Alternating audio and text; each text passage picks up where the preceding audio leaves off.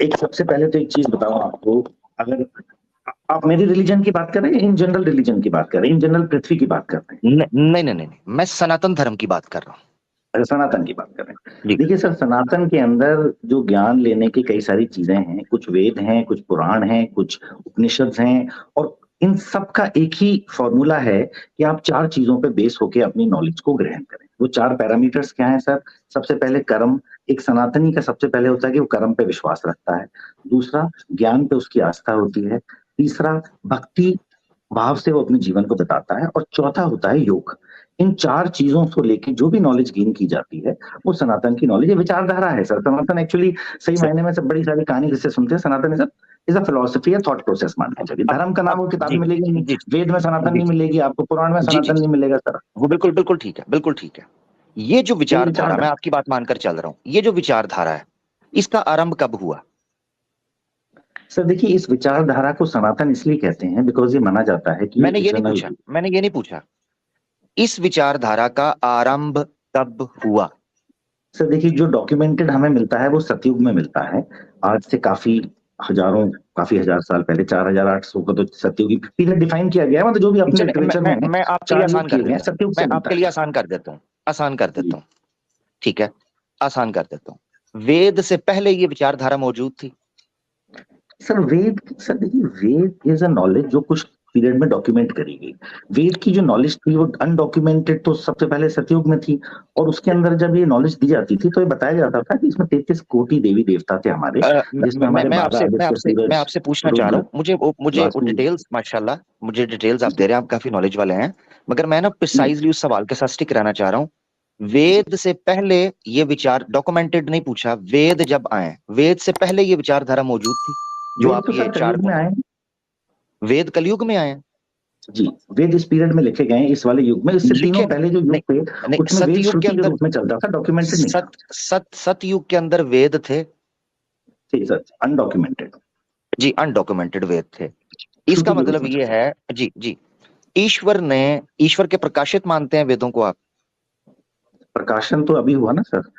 Knowledge का, ये नहीं, नॉलेज जो थी वो ईश्वरी नॉलेज थी तो सर।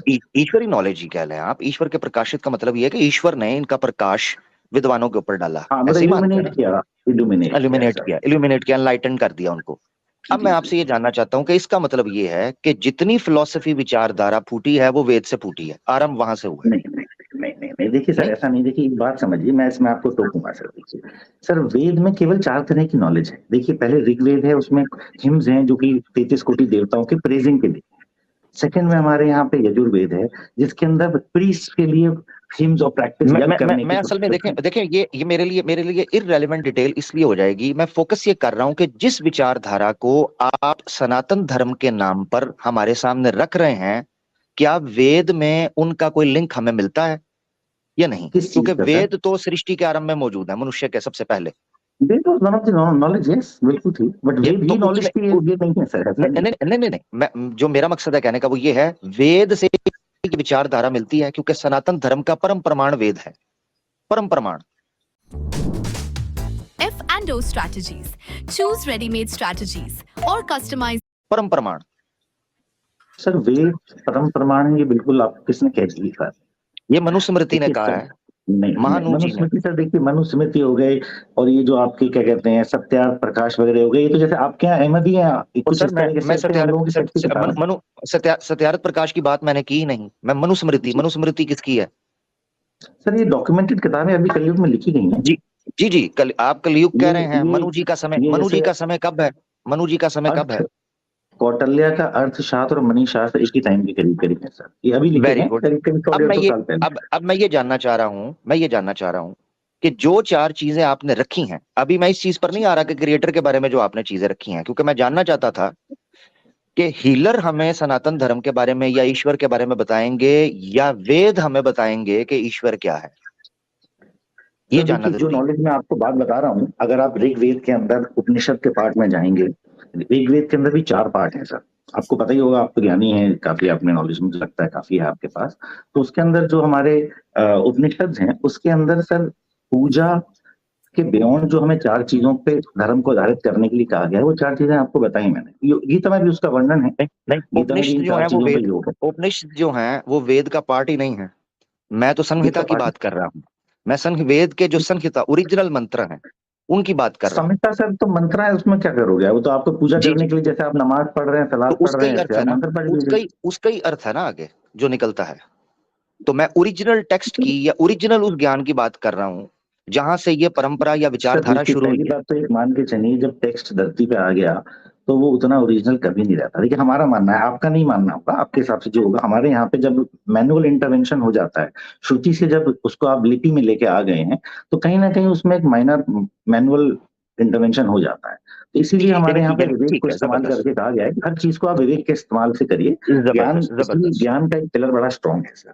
बिना ज्ञान के सारी किताबें मैं समझ पाया हूँ। जबरदस्त आपकी बात से जो मैं समझ पाया हूँ वो ये है, अगर आपकी जो बात है उससे मैं समझ पाया हूँ कि जो वेद इस वक्त हमारे सामने मौजूद है इनमें इंटरवेंशन और फैब्रिकेशन हो चुकी है।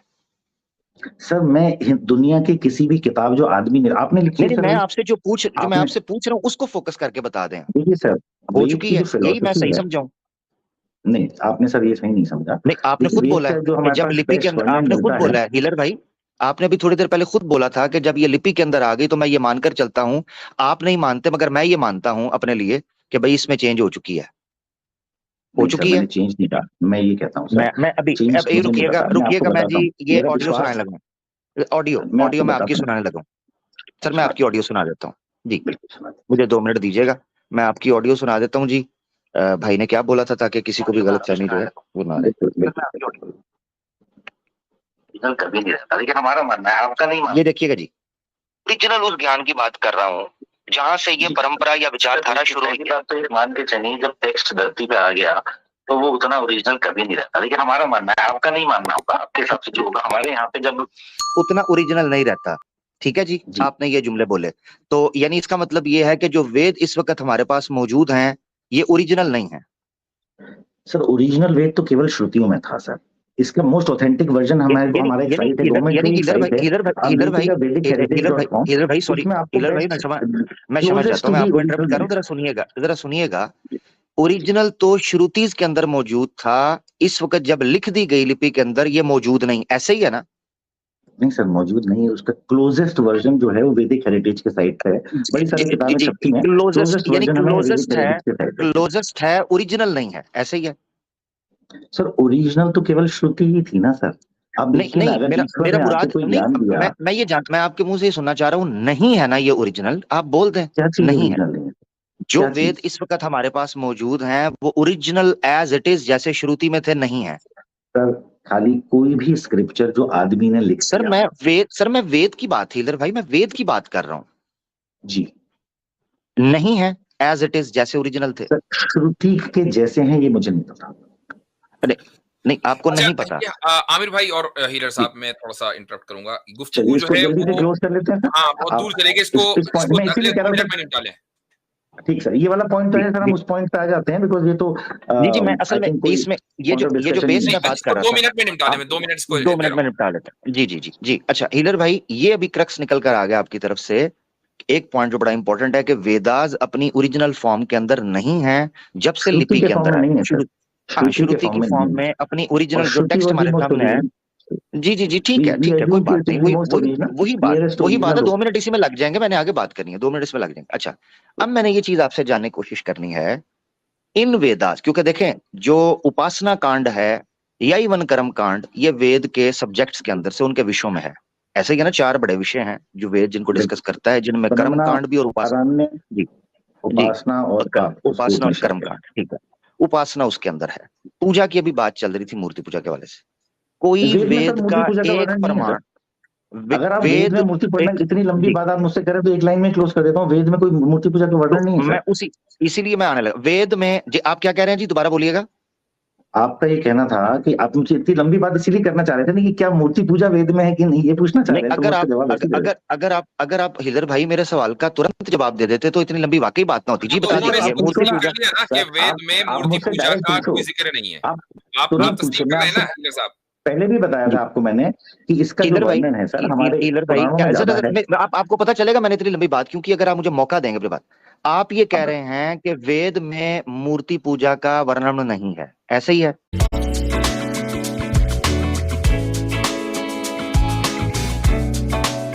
आप ये कह रहे हैं कि वेद में मूर्ति पूजा का वर्णन नहीं है, ऐसे ही है? ठीक समझाऊं?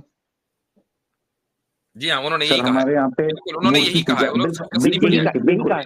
कहा है, बस ठीक है। अब ये देखें, इसलिए बात लंबी होती है, आप हाँ या ना में बताएं जो आपने बोला, फिर मुझे ऑडियो सुनानी पड़ेगी। मुफ्ती साहब वेद के अंदर जी नहीं है, लेकिन नहीं है, जरा सुन ले, जरा सुन जी, बट मूर्ति बना के करना है एक का वर्णन नहीं सर, इसमें दो चीजें क्लियर है सर, मेरी एक बात क्लोज जाने आपके बात को, इसमें एक देवता का पूजा का वर्णन नहीं है वेदों के अंदर, इसमें 33 कोटि 33 प्रकार के देवी देवताओं का पूजन है, उसमें वो जो देवी देवता है, देवी देवता का भी है, इसमें एक सुप्रीम देवी देवता के अर्थ के ऊपर बात करेंगे कि देवता किससे कहते हैं उसके अर्थ के ऊपर बात करेंगे, मगर अभी ये हमें निकल कर आया कि मूर्ति पूजा का वर्णन नहीं है। अब मैं सवाल रखने लगा हूं, हीलर भाई, जब द क्लोजेस्ट हमारे पास बुक मौजूद है जो ईश्वर का ज्ञान माना जाता है वेद की शक्ल के अंदर, जो विद्वानों को दिया गया, उनके पर प्रकाशित किया गया, एनलाइटन किया गया, उसमें अगर मूर्ति पूजा, उसमें अगर मूर्ति पूजा का, ये टोक रहे हैं मुझे, उसमें अगर मूर्ति पूजा का वर्णन नहीं है, तो इसीलिए सनातन धर्म का जो परम प्रमाण वेद है,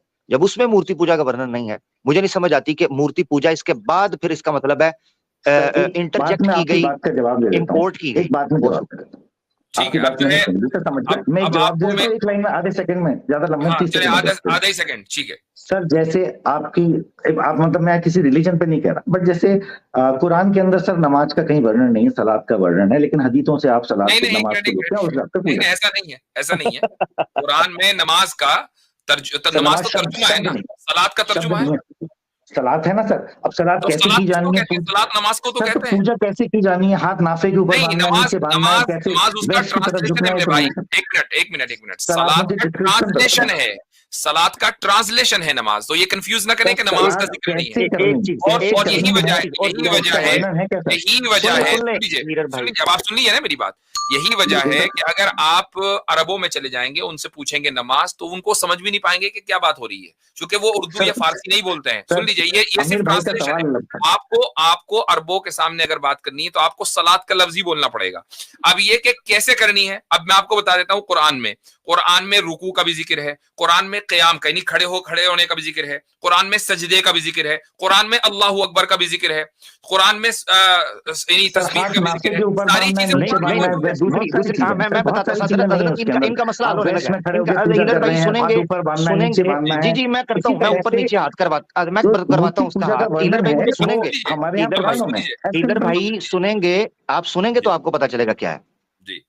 हम कुरान में सलात का जिक्र मानते हैं और उसी समय पर नबी पाक सल्लल्लाहु अलैहि वसल्लम ने उसको प्रैक्टिकली कर दिखाया है, जबकि मूर्ति पूजा का एग्जैक्टली ना मूर्ति पूजा का जिक्र वेद के अंदर है और ना मूर्ति पूजा उस समय पर होती थी। आपने खुद माना। आमिर भाई आपकी बात का जवाब दे देता हूँ। हमारे यहाँ पे रामायण में रामचंद्र जी ने खुद ही वैदिक पीरियड के अंदर शिव जी की मूर्ति स्थापित करके उनकी पूजा करी, शिवलिंग। वैदिक पीरियड कितना लंबा था? भाई दो चीजों में फर्क समझे, हमारे यहाँ सुन लेना जरा, फर्क समझे। वैदिक पीरियड कितना लंबा है, चलें बताएं आप, कितना लंबा वैदिक पीरियड? सर वैदिक कोई पीरियड ही नहीं है अभी। चलो हमारे यहाँ वैदिक पीरियड और आप कह रहे हैं वेद पीरियड नहीं है। सर 4 पीरियड हैं सर, ये देख लें आप। इधर भाई आपने एक स्टेटमेंट दिया कि वैदिक पीरियड में राम जी ने स्थापना की मूर्ति की। चलो इनको भी ले लें। हजरत इनको इतना फ्लेक्सिबल ग्राउंड देते हैं। हीलर भाई इतना फ्लेक्सिबल आपको ग्राउंड देने लगा हूँ। सुन ले, आपको इसमें भी मैं फ्लेक्सिबल, आपको ओपन हम ग्राउंड दे देते हैं, कोई बात नहीं। इन्होंने वैदिक पीरियड कहा और उसके बाद में समझाने के लिए 4 युग रखे। ठीक है, कोई बात नहीं। मैं आपसे जानना चाहता हूं, वेद किस युग के अंदर आए? सर वेद तो कलयुग में आए, मतलब यार मैं कलयुग, अच्छा वैसे पूछ रहे हैं तब आए थे सर। वेद की जो नॉलेज है वो इटर्नल है। हिंदुइज्म का पूरा मुकद्दमा ही खत्म हो गया। यार ये कमाल, वेद वेद वेद विद्वानों पर, ऋषियों पर, वेद ऋषियों पर कब प्रकाश किया गया उनका? सतयुग में से सर। जबरदस्त, सतयुग। श्री राम ने जो स्थापना आप कह रहे हैं मूर्ति, श्री राम कौन से युग में आए? श्री राम जी उसके बाद द्वापर युग में आए, तो द्वापर युग में मूर्ति पूजा नहीं होती थी, 33 कोटि देवताओं की पूजा होती थी। जबरदस्त, मसला हल हो गया युग में भी। तो सतयुग और द्वापर युग में कितने युगों का फर्क है? एक युग का फर्क है, एक युग के बाद 2 युग और आए, त्रेता, और उसके बाद एक युग। सतयुग, सतयुग कितने साल का है सर? अप्रोक्सीमेटली 1400 ईयर्स का बताते हैं, अप्रोक्सीमेटली। इसका कोई वो नहीं है कि डॉक्यूमेंटेशन, बट आप डिवाइड करेंगे 13,000 साल को, हम 1400 ईयर्स मान के आपकी बात इधर भाई, कितने कितने 4800 साल, 4800 साल, 4800 ईयर्स का फर्क है। वेद आ रहे हैं सतयुग में, श्री राम आ रहे हैं द्वापर युग में। 4800 साल के बाद जाकर मूर्ति पूजा का आरंभ होता है, अकॉर्डिंग टू हीलर भाई जो इन्फॉर्मेशन उन्होंने दी है। हमारी सलात का नबी पाक सल्लल्लाहु अलैहि वसल्लम की जिंदगी में शुरू होता है। बिल्कुल, जिनके ऊपर कुरान नाजिल हुआ उन्होंने ही सलात को करके दिखा दिया कि इस तरीके से नमाज पढ़ी जाएगी। इसलिए फर्क हमारे यहाँ पे जब वेद व्यास जी ने लिखा तब से चालू हो गया। 1 मिनट, मैंने 2 मिनट रखे थे इस डिस्कशन को, वरना ये ऑनगोइंग रहेगा ऑल नाइट, तो अब इसको यहाँ पर खत्म करना है। तो आप पॉइंट पे बताइए सर, जिस पॉइंट पे आपका डिस्कशन चल रहा था, तो आमिर भाई से डिस्कशन हो गया इस पे। नहीं, वो उसकी आधा डिस्कशन मेरे साथ हुआ, आधा आमिर भाई के साथ हुआ है। हमने ये चीज जिक्र करनी थी। जब वेद व्यास को उतारा, सुन लीजिए आमिर भाई, मैं यही क्लोज कर रहा हूँ। बिल्कुल, अब जो बात हो गई है वो बिल्कुल खुलकर वाजे होकर सामने आ गई है। अब लेट द पब्लिक डिसाइड कि उनको समझ में आया कि नहीं आया, ठीक है? अच्छा, वैसे हीलर भाई, I'm just asking, curious कि आपका प्रोफेशन क्या है? What do you do by profession? मैं एक बिजनेसमैन हूँ सर, मेरा एक डॉक्टर भी, मेरा हॉस्पिटल भी है, और मेरे का एक कंपनी। चले, अच्छा, मैंने वो इसलिए पूछा कि आप गालिबन सुप्रीम कोर्ट के बाहर की आपकी डीपी है, वो जो डीपी आपने लगाई हुई है, वो एक्चुअली प्रेसिडेंट हाउस गया था। अच्छा, वो छोटा सा था, वो इसलिए पता नहीं चल रहा था। ओके, ठीक है, चलें जी, ठीक है, बहुत अच्छा लगा आपसे। Nice talking to you, brother. Thank you so much.